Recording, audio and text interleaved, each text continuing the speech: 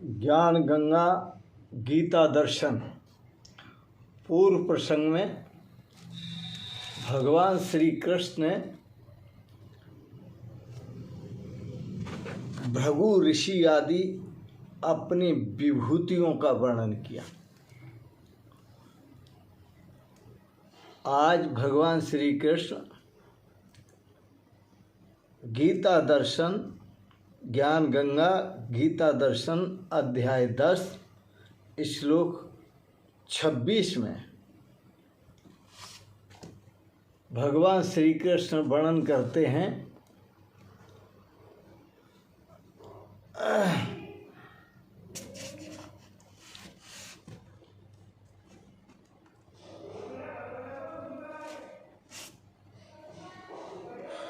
अश्वत्थ आदि विभूतियों का वर्णन।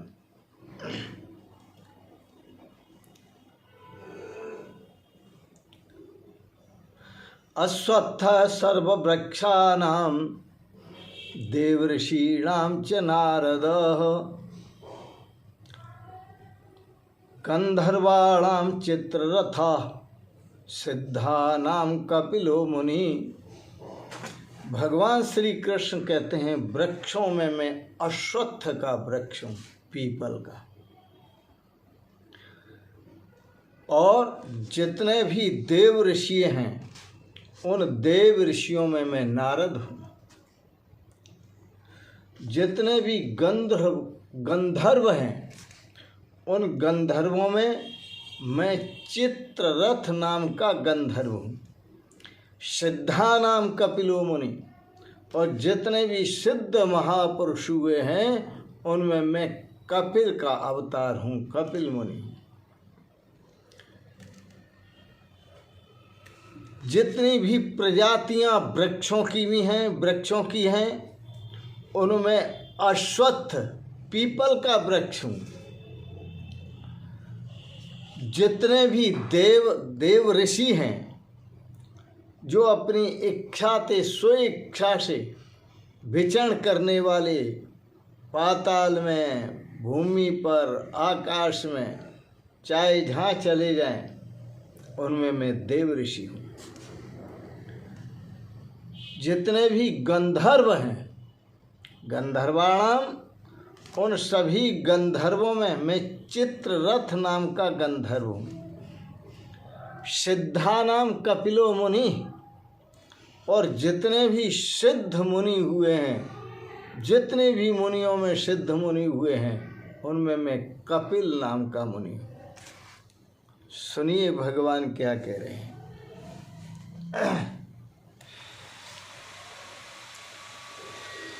अश्वत्थ सर्ववृक्षाणाम, एक वैज्ञानिक भाव तो ये है, जो पीपल का वृक्ष है वह 24 घंटे ऑक्सीजन देता है आपको। इसलिए भी हमारी भारतीय संस्कृति में भारतीय समाज इसकी पूजा करता है।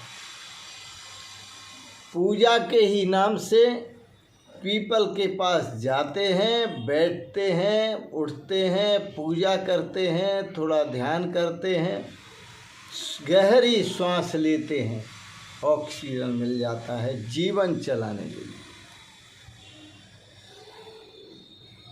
दूसरा भाव, सर्व वृक्षाणाम अश्वत्थ। दूसरा भाव, अमानी समन्तात, स्वमानी अपने स्वरूप में,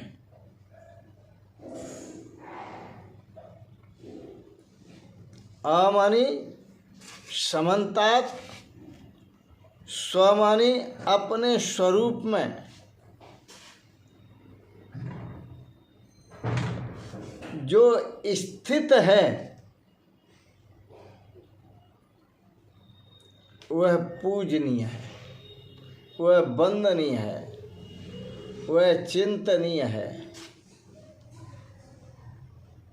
वह गुरु है, वह सतगुरु है।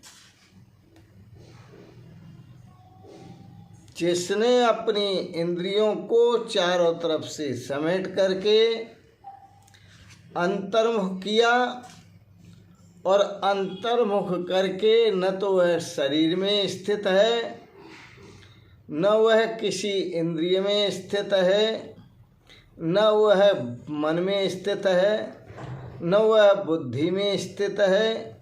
यो बुद्धि परतस्तु से, जो बुद्धि से परे परमात्मा है, उस परमात्मा स्वरूप में वह स्थित है। इसलिए वह महापुरुष वंदनीय है, पूज्य है, सतगुरु है, क्योंकि वह सत के साथ एक हो गया।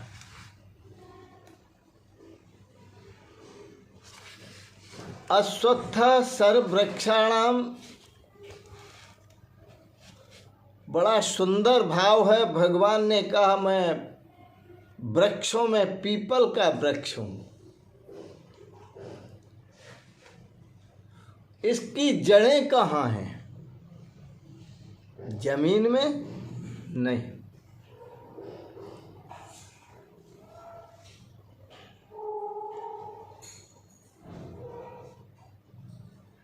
यह जो शरीर है,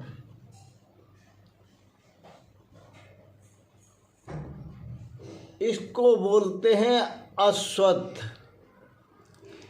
इसको बोलते हैं अस्वस्थ। यह कभी स्वस्थ नहीं रहता। दूसरा अर्थ अनिषेधार्थक, अशब्द निषेध करता है, और स्व का अर्थ होता है संस्कृत में कल। यह शरीर आज है, कल रहेगा या नहीं रहेगा, इसकी कोई गारंटी नहीं है, इसकी कोई लिखा पढ़ी नहीं है, इसका कोई वायदा नहीं है। तो इसकी गारंटी नहीं दी जा सकती कि कल रहेगा या नहीं रहेगा। और इसकी जड़ें कहाँ हैं? अधः, शरीर की जड़ें हैं नीचे। पर जिसने ये समझ लिया ऊर्ध्वमूल, इस जीवन की, शरीर की नहीं, इस जीवन की जो जड़ें हैं वो ऊपर हैं। ऊपर, ऊपर का सर्वोपरि, ऊपर का मतलब सर्वोपरि परमात्मा, और उस परमात्मा में इसकी जड़ें हैं। जिसने अपने जीवन की जड़ें उस परमात्मा में पौड़ा दी, उस परमात्मा में प्रवेश कर दी। गीता दर्शन अध्याय 15 श्लोक 1। ऊर्ध्वमूलमदः शाखमश्वत्थं प्राहुरभ्यं छन्दांसि यस्य पर्णानि यस्तं वेद स वेदवित्। ज्ञानी किसको कहते हैं? जिसने इस श्लोक का अर्थ समझ लिया वही ज्ञानी है।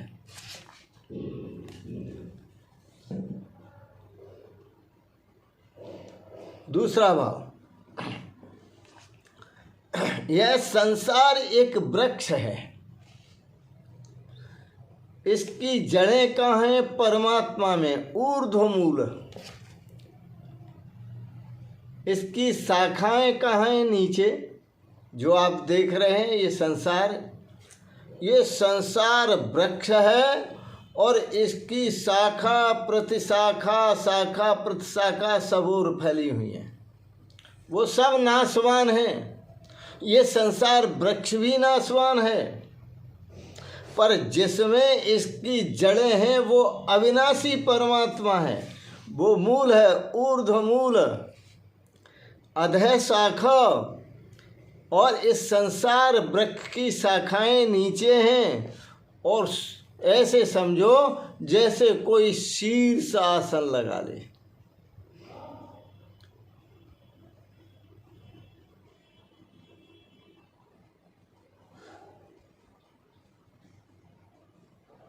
ऊर्ध्वमूल अधः शाखा, ये एक ऐसा वृक्ष है।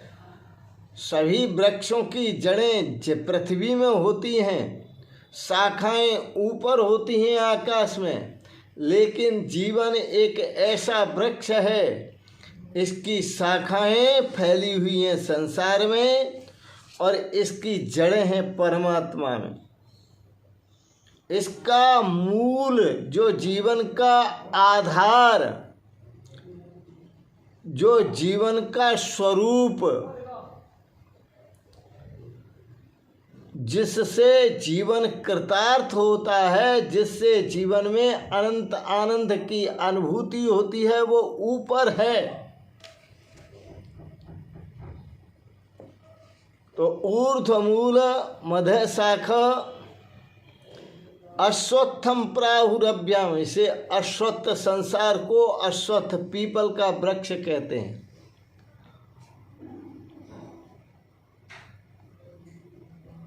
भगवान श्री कृष्ण कहते हैं, अर्जुन, अश्वत्थ सर्ववृक्षाणाम, मैं सभी वृक्षों में पीपल का वृक्ष हूं। ऊपर परमात्मा है, इस जीवन का जो मूल है वो वही है, नीचे प्रकृति है, परमात्मा की ये सब शाखाएं हैं। ऐसा एक संसार वृक्ष है।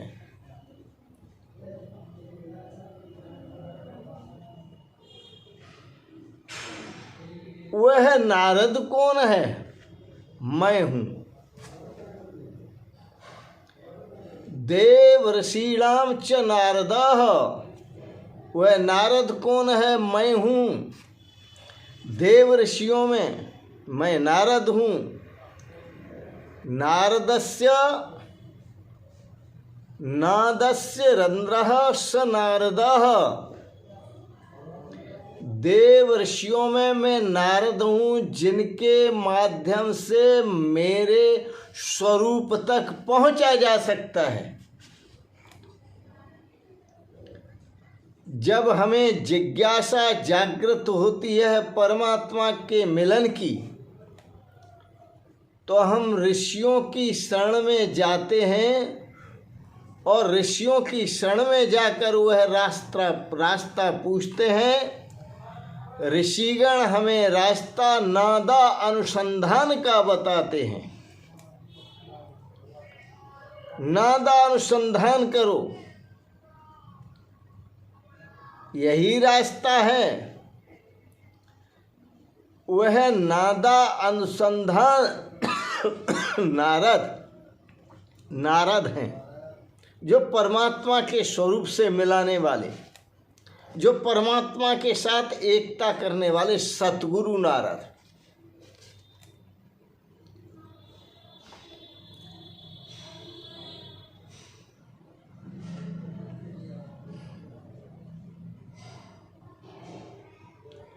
दैवी संपद इस अवस्था में इतनी सूक्ष्म हो गई, इतनी सूक्ष्म हो गई कि सुर में उठने वाली ध्वनि को नाद कहते हैं, श्वास में उठने वाली ध्वनि को नाद कहते हैं। और नारदः नादस्य रंध्रः स नारदः, स्वर में उठने वाली ध्वनि सोहम हंसः,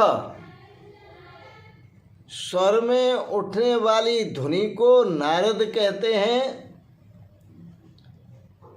इसलिए नारदस्य रंध्रः स नारदः, उस परमात्मा तक ले जाने वाली जो ध्वनि है उसे नाद कहते हैं, और उस ध्वनि को देने वाली जो देन है वो नारद की है, ऋषियों की है।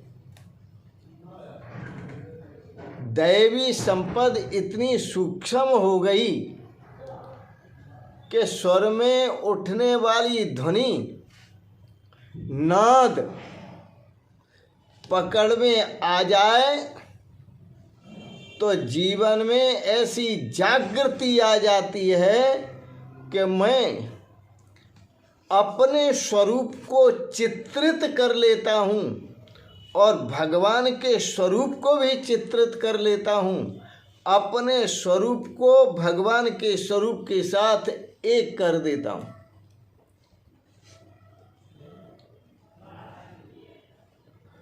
और उस अवस्था में भगवान का भी पता नहीं, सिर्फ मैं ही मैं होता हूँ। इसलिए भगवान श्री कृष्ण कहते हैं वह भी मैं हूँ। देव ऋषिणाम च नारदः, मैं देव ऋषियों में नारद हूँ। यह अवस्था चित्ररथ योद्धा,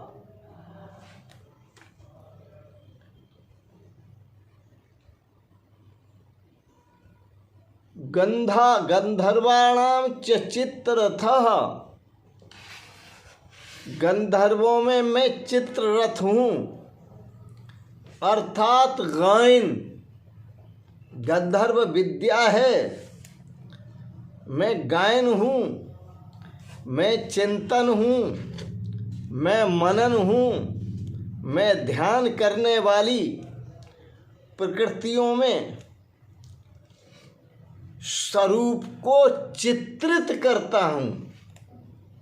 चित्ररथः, गायन करने वाली वृत्तियों में, नादानुसंधान करने वाली वृत्तियों में स्वरूप को चित्रित करता हूँ। वह अवस्था विशेष मैं हूँ।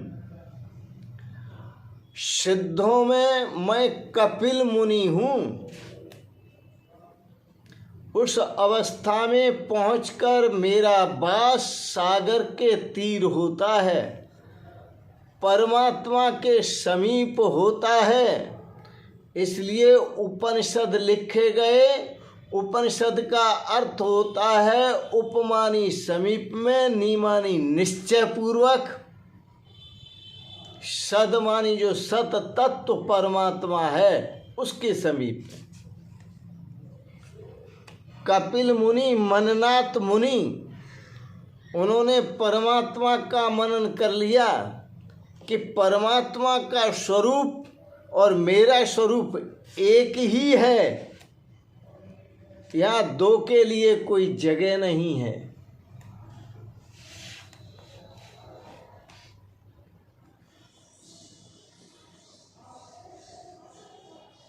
काया ही कपिल है, यह शरीर काया ही कपिल है।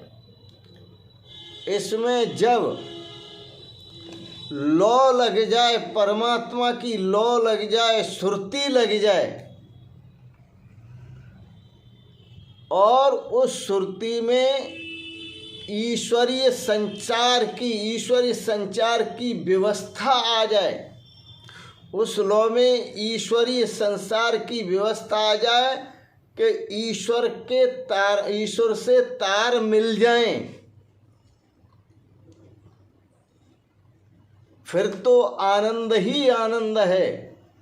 भक्त भी गाया करते हैं, प्रभु खिंचे हुए बंधे हुए चले आएंगे, जरा तारों से तारे मिला कर तो देख, प्रभु बंधे हुए खिंचे हुए चले आएंगे, जरा तारों से तारे मिला कर तो देख, जरा तारों से तारे मिला कर तो देख, जरा तारों से तारे मिला कर तो देख, प्रभु बंधे हुए खिंचे हुए चले आएंगे। जरा तारों से तारे मिला कर तो देख। इस अवस्था में तारों से तार मिल जाता है, शरीर ही कपिल है और कपिल भगवान अपने स्वरूप में स्थित हो जाते हैं। सगर के 60,000 पुत्रों ने उनको जाकर परेशान किया। उनकी आँख खुलने से केवल नेत्र अपने स्वरूप में स्थित थे। नेत्र खुलने मात्र से गंगा सागर पर जहाँ उनकी समाधि है वो 60,000 पुत्र जल करके भस्म हो गए थे। वो एक अद्भुत थे। तो इस प्रकार से भगवान श्री कृष्ण कहते हैं महान सिद्ध पुरुष थे वो, सिद्धा नाम कपिलो मुनि। मैं सिद्धों में कपिल मुनि हूँ। इसलिए महापुरुष आपको प्रेरणा देते हैं, श्वास श्वास में हरि भजो, वृथा श्वास मत खोए, ना जाने इस श्वास का आवन होए न होए। अपनी श्वास को व्यर्थ नहीं खोना चाहिए, क्योंकि श्वास का पता नहीं कि दोबारा आना हो या ना हो। नहीं जानते हो साधना की विधि तो गुरु की शरण लो, और गुरु की शरण लेकर के अपने जीवन का आनंद अनुभव करो। बड़ा सुंदर भजन है। आप भी अपने मन को समझाइए और मैं भी अपने मन को समझाता हूँ। रंगीले मन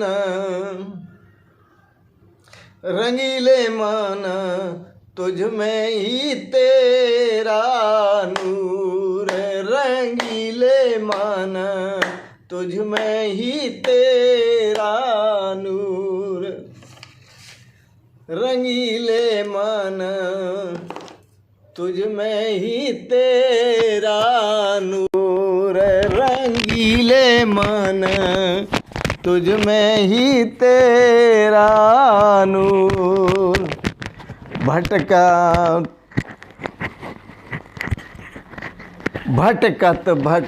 बहुत दिन बीते, भटकत बहुत दिन बीते, भूल से बन गया कूर, रंगीले मन तुझ में ही तेरा नूर, रंगीले मन तुझ में ही तेरा नूर।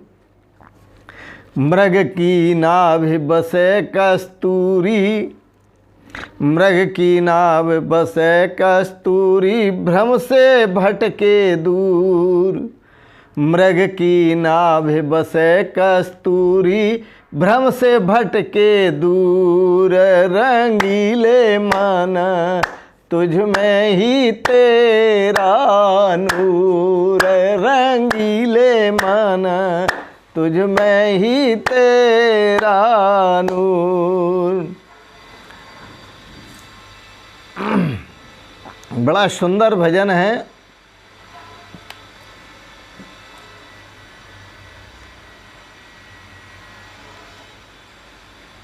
और ये अपने स्वरूप में ही परमात्मा के दर्शन का संदेश मिलता है।